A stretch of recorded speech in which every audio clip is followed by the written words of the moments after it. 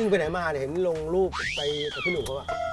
โอ้โหตั้งนานแล้ว อ้าวเอาแล้วนานแล้วเหรอ เขาใหญ่ตั้งแต่พฤศจิกาแล้ว อ๋อนึกว่าเพิ่งไปกันอีก ไปสักพักแล้ว อ๋อ เขาพูดถึงพ่อตลอดนะ เขาไม่ใช่คนดี เราก็ไม่ใช่คนดี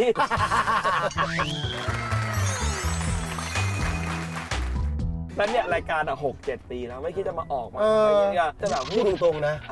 รอให้ชวน โอ้โหพี่ป๋อง เป็นรายการ เดี๋ยวตีเลยชวนไม่รู้จะชวนกี่ทีแล้ว พี่ป๋องเอาจริงป่ะตั้งแต่แบบแรกๆที่เราทำกันน่ะพวกเนี้ยก็บอกว่าอยากให้พี่ป๋องมาขึ้นทาง ลิสต์ ลิสต์อยู่แบบท็อป ลิสต์อะ อยู่ในท็อป พ่อไม่ได้ดังพอ 10พ่อ ตามเขาตลอด มันไม่เกี่ยวมันเป็นเพื่อนกันแล้วเขาอยากมาเมาท์มอย อยากให้พี่ป๋องมาออกตั้งนานแล้ว แต่ว่า ใช่ ขอคิวกับมาสเตอร์เคไปแล้วเขาไม่ให้ผู้การน่ะ ถ้ามดแค่นิดเดียวใครจะไม่มา พ่อขอไปแล้วแต่พอขอทุกครั้งอ่ะพี่จะติดไอรายการคนอดผี อ๋อใช่ใช่ใช่ใช่ ไปเป็นผีโปรโตไกด์อะไรตลกไปหลอกคนดูว่าผีโปรโตไกด์เนี่ยหลอก พ่อ คดู มันเรื่องจริงไหมพี่โอมมันชอบบอกว่าจริงๆพี่เป็นคนกลัวผี กลัว เป็นคนชอบดูชอบฟังแต่ขี้กลัวบอสแต่อย่านะ ตอนนี้เราโคตรหลอนไงเราโคตรหลอนไง โคตรหลอน เราโคตรหลอนไง โคตรหลอนเนี่ยโคตรหลอนแล้วพี่ก็มาหลอกอีก อะไรอีกอะอะไรอีก ถั อะ งพิธีกรไอ้ฟางโกะบ้างไอ้พลอยบ้าง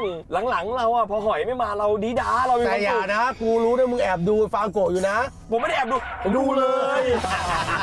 รายการอะไรหรอ รายการไลฟ์ไง อ๋อ ไลฟ์ผีชอบไหมพี่บอกชอบไหมพี่มาทำสนุกไหม กูชอบสนุกอะไรแบบนี้อยู่แล้ว อ่า เขามาทำรายการกับบอสเขาก็มี อ่า พ่อมีพี่หอย แล้วก็มีน้องตังน่ารักมาก อ่า ตั้งเก่งเนาะ เฮ้ยโอ๊ต เก่งมาก ตามึงแหลมมาก เก่งมากตั้งอ่ะน้องตอนแรกน้องทำเรื่องเกม อ่า อยู่ OS แล้วก็น้องอ่ะรู้จักผมผ่านพี่เอ้ยที่เมื่อก่อนดู BNK อ่ะ อ่า ก็พามารู้จักเสร็จปุ๊บผมก็ไปตามดูงานน้องมันทำช่องตัวเองด้วย อ่า ว่าไอ้เด็กคนนี้มันเก่งเว้ยน่ารักดีเว้ย เก่ง เวลาการพูดกันจาแล้วก็เลยเอามา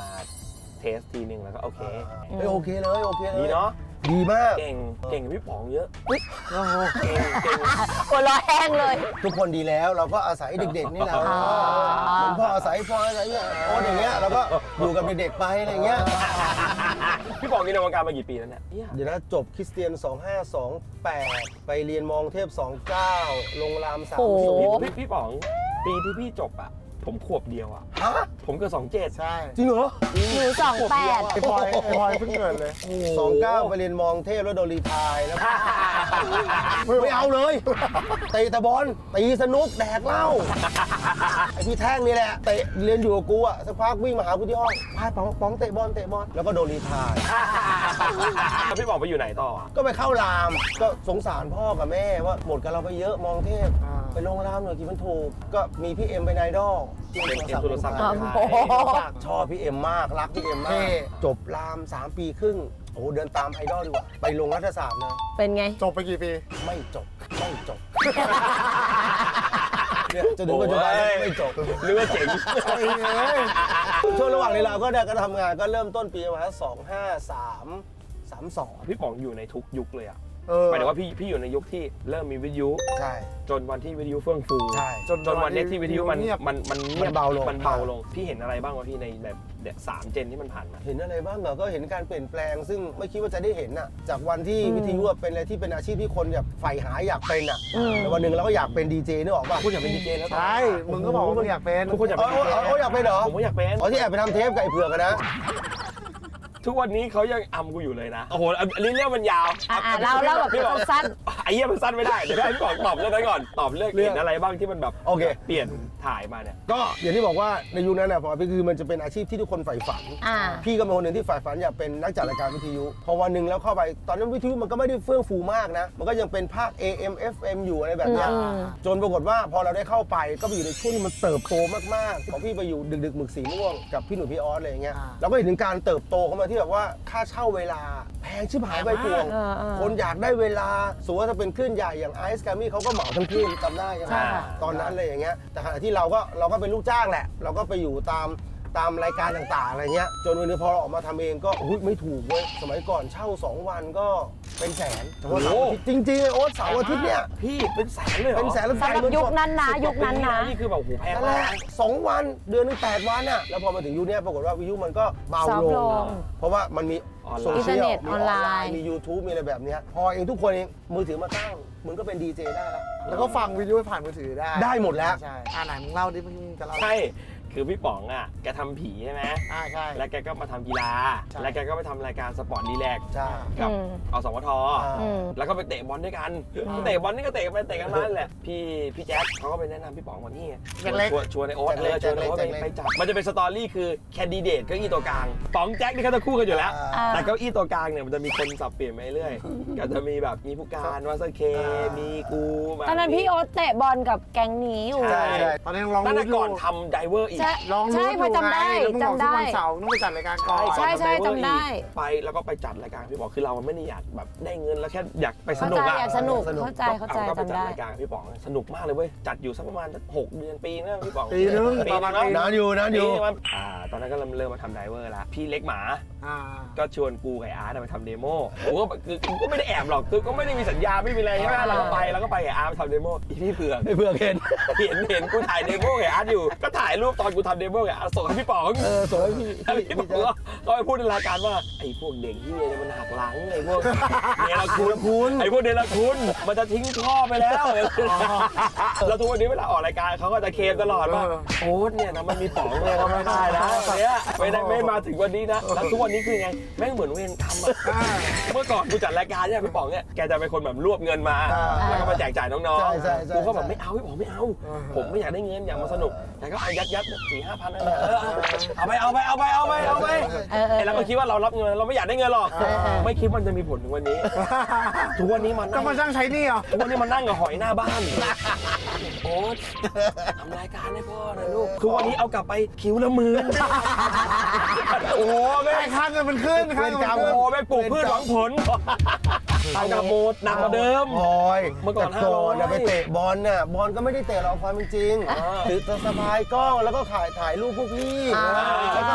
แล้วก็เดินแบบสะง้อสะแงะแล้วก็ สะพายเป้สะพายเป้ ใช่แล้วก็ตาเศร้าๆเหมือนแบบไม่มีใครเอาอะบอย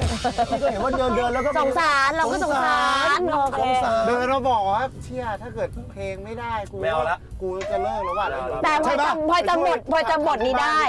เนี่ยมันก็ไม่มีอะไรแล้ว นั่นแหละ มันไม่มีอะไรแล้วแล้ว ใช่ นี่ก็จะเลิกให้หมดแล้วแล้วเดี๋ยวจะไปทำที่บ้าน ทำไม่ได้เพราะว่าจริงๆแล้ว กูก็โอเคแหละ กูมีตังค์แหละ กูก็โอเคแหละแต่กูก็ไม่ไหวแล้วกูจะขายรถคันนี้ด้วยแล้วกูก็แบบจะอยู่ที่บ้าน นั่นแหละ เดือนเดียวผ่านไปเท่านั้นแหละอ๋อไปขายแร่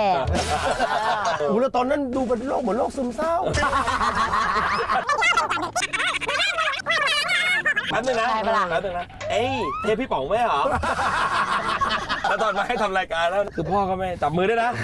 พ่อก็ไม่ได้อะไรอะเนาะแต่ถ้ามันแบบมันทำแล้วมันสนุกอะไรเงี้ยพ่อก็เต็มที่เดี๋ยวพ่อก็โอเคเดี๋ยวทำรายการผีพอถึงเวลาทำกูขยันลาชิบหายเฮ้ยอู๋วันนี้พี่ป๋องไปไหนอะพ่อก็ลาเหมือนเขาติดรายการแล้วไม่รู้คือตรงไหนเงินเยอะกว่าไปแล้วคิวชนปุ๊บอันไหนเงินเยอะกว่าไปแล้วพี่ป๋องพูดถึงเรื่องผีนะพี่ผมเป็นคนชอบฟังเรื่องผีมากผมฟังเรื่องผีตั้งแต่พี่ป๋องจัดอะเมื่อก่อนผมจะเอาเทปคาสเซ็ตอะ ใช่ เทปเปล่าอะ ใช่ มาใส่วิทยุใช่ป่ะ ใช่ แล้วกดอัดเพื่อไปฟังตอนเช้าต่อ ใช่ วันนี้มันกลัวเด็กๆชอบมาก แต่พอเราโตขึ้นอะพี่ความกลัวแม่งลดลงไม่ทุกวันนี้เด็กอะฟังเรื่องผีแม่งมันชอบ question กับเหตุการณ์ question กับผีว่าทำไมถึงต้องอย่างนั้นมันเหมือนมันเริ่มหาอะไรอธิบายมากขึ้นนะ ถูก พี่ป๋องรู้สึกยังไงในเรื่องผีปัจจุบันนะพี่ว่ามันน่ากลัวน้อยลงไหมหรือมันจะต้องหาวิธีอะไรที่มันทำให้เล่าแล้วรู้สึกมันกลับไปน่ากลัวเหมือนเดิมได้ไหมพี่มัน ถามว่าความรู้สึกเหรออันเนี้ยใช้คำว่ามันวัดไม่ได้ไวโอ๊ตเหตุผลก็คือมันอยู่ที่แต่ละคนถูกไหมอย่างถามว่าถ้าวันที่พ่อจัดรายการผ่านมา30 กว่าปีตรงเนี้ยอาจจะรายการเนี่ยวันก่อนที่ฟังรายการที่มีน้องคนหนึ่งโทรมาเล่าเรื่องเกี่ยวโรงแรมไอ้เหี้ยกูก็ยังขนลุกอยู่นะแสดงว่ามันหนึ่งคืออยู่ที่คนเล่าอยู่ที่เนื้อเรื่องแล้วก็อยู่ที่ความรู้สึกที่เรายังสนุกกับมันไหมไอ้อย่างเราพูดตรงเราไม่ได้เสแสร้งทุกวันเนี้ย ก็ยังเป็นคนจิตที่แบบว่ายังชอบฟังเรื่องผีอยู่ ฉันจะถามว่าแล้ววันนี้ปัจจุบันนี้มันเป็นยังไงมันก็ยังมีคนอยากฟังอยู่แต่คำถามเนี้ยดีตรงที่ว่าเด็กปัจจุบันนี้มันมีคำถามเยอะขึ้นแต่ไม่เหมือนสมัยก่อนนะเพราะเด็กสมัยนี้มันก็จะมีความคิดที่มันแบบแตกต่างจากคนยุคก่อนอะไรอย่างเงี้ย เขาก็จะเป็นฟีลว่าแล้วทำไมไม่มันค้นหาได้มากขึ้นป่ะ ใช่พี่ป๋องจับออกป่ะว่าคนไหนแต่งคนไหนจริงแบบเหมือนเขาแพลนมาแล้วว่าแบบว่า มันต้องมีคนแต่งแหละ ปลอ เพราะ ม ว่าสมัยก่อนอ่ะพี่ฟังช็อคคือพี่ไม่ได้ฟังในวิทยุเพราะว่ามันดึกกลัวก็เลยไปซื้อที่มันรวมฮิตใส่ซีดีมาไอ้ที่นั้นคือคัดไฮไลท์เลยคัดไฮไลท์เลยแต่สังเกตนะสมัยก่อนคนสมัยที่โทรมาเล่าจะเป็นพี่แท็กซี่แต่ว่าสมัยเนี้ยผมมันจะมีนักเล่าเรื่องมากขึ้นใช่เป็นนักเล่าเรื่องเลยนะซึ่งเก่งมากคือคนเนี้ยเราจะจำได้ว่าคนนี้มาอีกแล้วคนนั้นเล่าเรื่องจะน่ากลัวเรารู้แหละว่าเรื่องน่ากลัวแต่ว่าคือเขาคือนักเล่าเรื่องมันก็เลยไปวนเป็นที่คำถามผิดว่าแล้วพี่ป๋องจะรู้ป่ะ จับได้ไหมว่าคนไหนแต่ง รู้ครับรู้เวลาที่เราฟังเนี่ยเราจะวางใจของเราเนี่ยเป็นกลางก่อนว่ามันคือเรื่องเล่านะเหตุผลง่ายคือเราไม่ได้อยู่ในเหตุการณ์เดียวกับเขาฉันทุกเรื่องใครถามว่าพี่ป๋องเรื่องจริงไหมใช่หรือเปล่าโกหกหรือเปล่าบอกเฮ้ยด่วนวางก่อนว่ามันคือเรื่องเล่าแต่พอเรื่องเล่าปุ๊บเนี่ยอะไรก็ได้ขอให้เรื่องเล่ามันสนุกถามว่าเรารู้ไหมเนี่ยบางทีสับแสงอ่ะเวลาที่เขาถ่ายทอดออกมาเช่นทันสายตาเหลือบไปเห็นบางสิ่งบางอย่างแบบคำพูดศัพท์ที่เขาใช้มันไม่ใช่คำอ่านพันสายตาเหลือบไปเห็นอะไรอย่างเงี้ยยอดปทุมทันอันนี้ใช่เรื่องผีไหมพี่ไทยเซ็กซ์สตอรี่เหรอเนี่ยมันจะมีศัพท์แบบเนี้ยแล้วก็เสียงเปิดกระดาษอ๋อเหรอเสียงพลิกกระดาษอะไรอย่างเงี้ยจริงเหรอพี่เคยได้ยินถึงกระดาษได้ยินเลยก็ เลยเหรอเราตีความเราเป็นคนมองโลกในแง่ดีก็คือเขาคงอาจจะกลัวลืมก็จดก็ดีนะต่อการที่เขาจะเล่าทำให้เล่าแล้วเนื้อเรื่องคอนเทนต์มันดีใช่ซึ่งเราก็เป็นเรื่องธรรมดาแล้วอย่างพี่ป๋องมีการคัดก่อนไหมคะแบบหมายถึงว่าคัดครับสมัยแรกๆไม่ได้คัดเลยสมัยแรกๆเนี่ยผมมั่วซั่วเลยพี่ป๋องอยากรู้ว่าสมัยแรกไม่ได้คัดอะมีไหมที่แบบเฮี้ยเลยอะสนุกกูเจอผีหมาดำผีแกงกะหรี่ไก่ผีปลาช่อนผีเต้นบัลเล่ผีเคโลพี่ผมเคยฟังทีนึงของพี่อะผีเบคแฮมไอ้เหี้ยนี่ผมฟังเลยตลกศาสตร์เขาเหมือนเขาเตะบอลอยู่หลังเดอะมอลล์บางกะปิแล้วมันจะมีสนามบอลก็เตะบอลทุกวันแล้วก็อยู่ดีก็มีคนที่เตะบอลอยู่ด้วยกันตายแล้วก็ดึกๆก็จะมีคนใส่เสื้อเบคแฮมมาเดาะบอลอยู่คนเดียวดึกเขาเลยเรียกผีเบคแฮมมีอ่ะสมัยก่อนเนี่ยพ่อจัดรายการที่สมายเรดิโอเนี่ยมันก็คือดีเจจะไม่มีผู้ช่วยคือดีเจต้องทำทุกอย่างเองหมดหยิบแผ่นเองรับโทรศัพท์เองเปิดเพลงเองเปิดเทปเองเปิดไมค์เองทุกอย่างอะไรเงี้ยฉันยุคนั้นเนี่ยจะเป็นยุคที่ไม่มีเวลาสกรีนเรื่องอย่างมากก็คือเอาละว่าฟังฮะเดี๋ยวพักสักครู่นึงเดี๋ยวช่วงหน้ากลับมาติดตามเรื่องของน้องโอ๊ตครับแล้วพอตัดปิดไมค์ปั๊บเราก็รับโทรศัพท์เดี๋ยวเรื่องเกี่ยวกับหมาดำครับเรื่องเกี่ยวกับผีเคโลครับสมมตินะเราแค่ฟังประมาณนึงแล้วโอเคแล้วก็ตัดออกหน้าไมค์เลยแล้วผีเคโลเป็นไงพี่คือเห็นเป็นคนพายเรืออยู่กลางแม่น้ำตอนกลางคืนเสร็จแล้วก็ทำไมตัวเขาเขียวๆหันหน้ามาเป็นเขียวหันหน้ามากลายเป็นกบเคโลแล้วพี่ตลกว่าตอนพี่ตลกว่าสตันว่ะแต่คนปูมันสนุกจริงพอมาถึงยุคไม่มีคนสกรีนถูกไหมมันก็เลยไอ้เรื่องเหล่านี้มันก็เลยไม่เจอเพราะมันมีการสกรีนแล้วแต่ยุคนั้นมันสนุกตรงที่ว่าพอมันผ่านช่วงเวลามาเรากลับไปชอบยุคนั้นอ่ะที่มันคือเสน่ห์มันเลียวมากซึ่งเราเฮ้ยมันคงไม่มีในยุคนี้แล้วอ่ะอะไรอย่างเงี้ยแล้วพวกที่พี่ป๋องจะต้องไปไลฟ์เพราะว่ามันเคยในวิทยุมันจะมีช่วงที่แบบไปบ้านผีบ้านผีเล่นผีถ้วยแก้วไปตึกล้างอะไรเงี้ยพี่ป๋องสมัยก่อนก็ไปปะตัวพี่แรกๆไม่ได้ไปคือเนี้ยมันเริ่มต้นพี่อยู่ที่วิทยุสถานีแล้วพี่ก็รับรีแอคเอาตอนนั้นคือมันเริ่มต้นอย่างนี้ว่าคือพี่ไปนั่งแดกข้าวต้มที่เหลาๆกับทีมงานยังจำได้ว่าตอนนั้นทุกคนก็บอกว่าเฮ้ยดีเจแต่ละคนต้องมีอะไรที่มันแบบว่ามาร่วมสนุกกับแฟนรายการแล้วตอนนั้นเนี่ยไอรายการที่มันเป็นรายการวิทยุเนี่ยส่วนมากแอคทิวิตี้อ่ะมันจะเกิดขึ้นตอนกลางวันกลางคืนเนี่ยไม่มีใครทำเราก็คิดว่าเฮ้ยทำไมมันจะต้องอยู่ในกรอบวะถ้าเราทำแอคทิวิตี้ตอนกลางคืนได้ไหมก็เลยคิดว่าเราทำรายการผีในยุคนั้นเนี่ยเวลาใครพูดถึงสถานที่ที่น่ากลัวเช่นชาววัดดอนโรงงานปากกาโรงงานปากกาบ้านล้างวัชรพลอะไรอย่างเงี้ยเราก็กลัวแต่ไม่กล้าไปก็เกิดไอเดียว่าเฮ้ยถ้างั้นผมจัดรายการที่สถานีแล้วผมส่งเพื่อนๆที่เป็นดีเจผู้ช่วยเนี่ยไปได้ไหมแล้วช่วยรายงานกลับเข้ามาให้กูฟังหน่อยแต่ยุคนั้นมันคือยุคเฟื่องฟูของบ้านผีเลยนะพี่ใช่สนุกมากพี่ผมไปหมดเลยนะกูเคยไปเหมือนกันโรงงานปากกาบ้านล้างวัชรพลเนสเซอรี่ล้างมันเป็นยุคที่เด็กไม่มีโซเชียลเด็กใช่ไม่มีโซเชียลแต่ก่อนคือเมื่อก่อนอ่ะมันจะเป็นเรื่องเล่าปากต่อปากเว้ยว่าบ้านหลังนี้น่ากลัวอย่างนี้บ้านหลังนี้น่ากลัวอย่างนั้นเมื่อก่อนไม่มีพันทิปไม่มีอะไรให้เราศึกษาเลยแล้วเราก็จะอยากไปเห็นพื้นที่จริงว่ารูปบ้านผีหาดูยังยากเลยสมัยก่อนมันไม่ได้มีโทรศัพท์ที่มันถ่ายรูปได้ไงเราแค่อยากจะไปดูว่ามันมีผีจริงไหม ไปแล้วแบบเด็กสมัยก่อนมัธยมอ่ะ ใช่ ห้าวสัส โอ้โห5 ทุ่มมาแล้ว ใช่ ขึ้นแล้วก็บะไปกันแล้ว ใช่ ล่าท้าผีนี่คือเป็นช่วงหนึ่งของคนอวดผีด้วยพี่ เป็นช่วงหนึ่งของคนอวดผี แต่ว่าที่คนจำได้เนี่ยคือมิติลี้ลับก็คือช่วงลองของ ลองของ ตอนนั้นที่พี่ป๋องทำกับพี่กิ๊ก มิติลี้ลับนี่คือว่าพอยพี่ ไม่ใช่มิติลี้ลับคือบริษัท Wi-Fi บริษัท Wi-Fi อันนี้นานแล้ว เราไปยังตอนนี้ Wi-Fi ไปหมดแล้ว ดูแล้วสนุกมากนะ ยังจำได้ว่าเวลาที่เราไปเอาง่ายๆอย่างตรงสารรัชดา วันนั้นพอไปเสร็จปุ๊บส่งทีมงานไปเพื่อรายงานกลับมาที่สถานีพลอยเชื่อไหมว่าทั้งเส้นถนนรัชดารถแม่งยาวตั้งแต่หัวถนนยันท้ายถนนจอดเพื่อที่จะรอฟังรายการเดอะช็อครายงานสด จริงเหรอ ใช่ เขาไปรอดูว่า ไปรอดู เอาหรอ ขนาดนั้นเลยอ่ะ พี่ป๋องแล้วพอในยุคที่พอมันผีมันอิ่มตัว จ้ะ แล้วที่พอพี่ป๋องเทิร์นมาเป็นแบบกีฬาอะไรเงี้ย ใช่พี่ป๋องเป็นกีฬาด้วยนี่นะ มันมีแรงปะทะเยอะไหมพี่ป๋องผมว่ามันต้องมีแรงปะทะเยอะนะเพราะว่าไอตอนนั้นอะยากไหมพี่ตอนที่จะเทิร์นมาให้ค ต น อน ยอม เปลี่ยน รับอะ เรื่องกีฬา ไม่ได้รู้สึกว่ายากกว่าเด็กๆเหตุผลก็คือตอนนั้นนะต้องบอกกันว่าไอตอนที่เราทำรายการผีอ่ะโอ๊ตบอกมาพูดถูกคือสมัยก่อนอะจำได้ว่าเด็กเห็นหน้าเราร้องไห้อะ มันได้ยินแต่เสียง ใช่ไหม ใช่เพราะตอนนั้นพอบอกว่าเป็นป๋องเดอะช็อคเนี่ยเคยไปจะอุ้มเด็กหรือเด็กไม่ให้อุ้ม เด็กร้องไห้ ภาพพี่คือมีผี เพราะภาพแม่งผีมากผีแบบว่าคือคนมันจำแบบว่า ใช่ หน้าแบบเนี้ยคือผีเท่านั้น มันเล่าเรื่องผีอย่างเดียว ไอ้เหี้ยสมัยก่อนเขาบอกมีแค่พี่ป๋องกับสับเปลือเท่านั้นที่หาแดกกับผี ใช่ แต่ว่าในรายการเนี่ยปรากฏว่าเราอะชอบสอดแทรกเรื่องฟุตบอล อืม เราชอบระหว่างแก๊ประหว่างรอเรื่องเล่าอะ อ่า ไอ้มุมเนี้ยคนแม่งไม่ค่อยรู้เราก็ทำแต่เรื่องผีจนวันหนึงปรากฏว่าพี่ตีคิกออฟเขาก็เป็นแฟนรายการเหมือนพวกมึงนั่นแหละเขาก็วันหนึงเขาก็ทำสถานีขึ้นมา1 คลื่น อยากทำรายการกีฬา แล้วด้วยความที่ตัวเองก็เป็นแฟนพี่ป๋องแฟนรายการไอ้พี่ป๋องมันชอบพูดเรื่องบอลนี่หว่าก็ไปตามหากูที่อตกอยากให้พี่ป๋องมาจัดรายการ แล้วเราไปทำอะไรอตกตอนนั้นเราไปทำอะไรอตก เปิดร้านอตกไงร้านเดอะช็อคไง อ๋อร้านข้าวต้มตอนนั้นอยู่อตก ใช่พี่ตีก็ไปตามที่นั่นแล้วบอกว่าพี่ป๋องผมจะทำรายการกีฬาพี่ป๋องมาจัดกับผมไหมเห็นพี่ป๋องชอบพูดเรื่องบอลมันเหมือนกับคนมาเปิดจุกเราไอ้โอ๊ตเหมือนวันที่กูดึงมันขึ้นมาจาก จะตักขยะ ฟิลแม่งเดียวกันเลย เออ อยู่ดีก็เฮ้ยไอ้เหี้ยมีคนเห็นว่ากูแม่งพูดเรื่องบอลจนมีคนรู้ได้ไงกูชอบบอลวะพอพี่ตีมาชวนก็รับปากทำรายการฟุตบอลตอนนั้น คนก็รู้ว่าอ่ะนอกจากผี ก็มีกีฬา มันมีบอล เออ และด้วยความเราเป็นคนสนุกสนานอยู่แล้วอ่ะผีก็น่ากลัวบอลก็เน้นเฮฮา อืม คนก็เริ่มไอ้นี่มันเริ่มมีมุมอื่นไว้ยเฮ้ยอะไรอย่างเงี้ยคนก็อย่างที่บอกปรับตัวไม่ยากจนที่ไปพีคก็คือไปทำรายการกับอีหอมพี่แจ๊คพี่แจ๊คใหญ่ 3 คนนั่นแหละ ก็ไปด้วย จำได้ ใช่ ก็ไปด้วย พี่ต้นหอมก็เก่ง อันนั้นก็เป็น พี่ต้นหอมก็มาจากรายการนั้นเลย เราก็เป็นคนดังนะ แล้วเอาแล้ว แม่งเค็มแล้วแม่งเค็ม เมื่อก่อนพี่ เอาเลย เมื่อก่อนพี่ออกทำงานอะไร อ่านข่าวใส่แว่นอ่านข่าวสั้น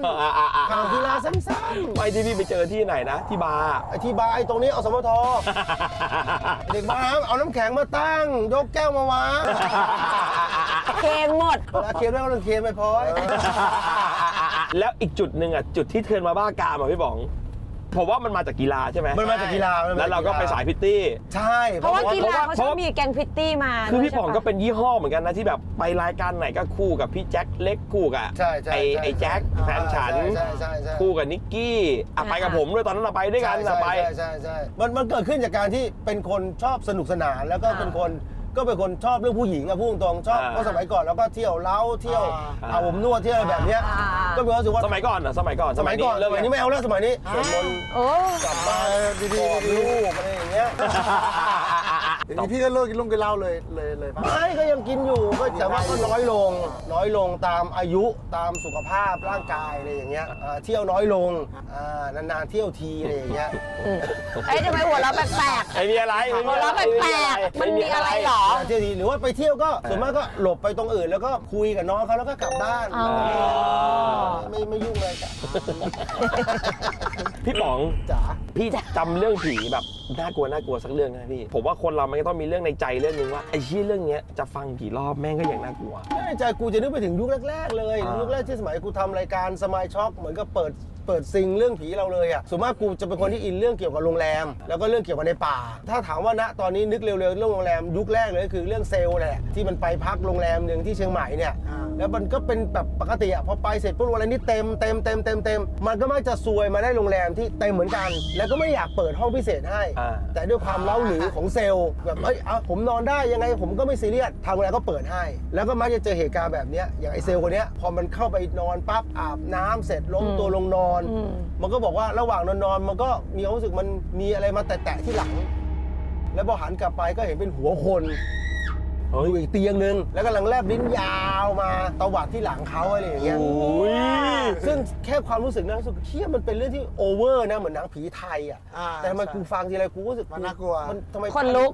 ขนลุกภาพมันจำได้ตลอดเวลาเซลล์แม่ก็ร้องโวยวายวิ่งออกมาแล้วบอกห้องนี้ไม่อยากเปิดให้ใช้แต่เห็นพี่เล้าหรือหนูก็เลยเปิดเราคลาสสิกเลยนะมันคือความคลาสสิกอ่ะแล้วพอสืบประวัติไปมาบอกห้องนี้เป็นเซลล์แมนเคยมานอนพาผู้ชายมานอนแล้วก็มีฆาตกรรมเกิดขึ้นเลยแบบนี้โคตรคลาสสิกพวกเรื่องผีช่องแอร์พวกอะไรอย่างงี้มาจากรายการพี่ป๋องหมดเลยปะมาจากรายการใช่ผมมาเป็นคนแบบชอบฟังเรื่องผีมากนะผมก็จะจำเรื่องที่แบบว่ามันมีท็อปฮิตในใจผ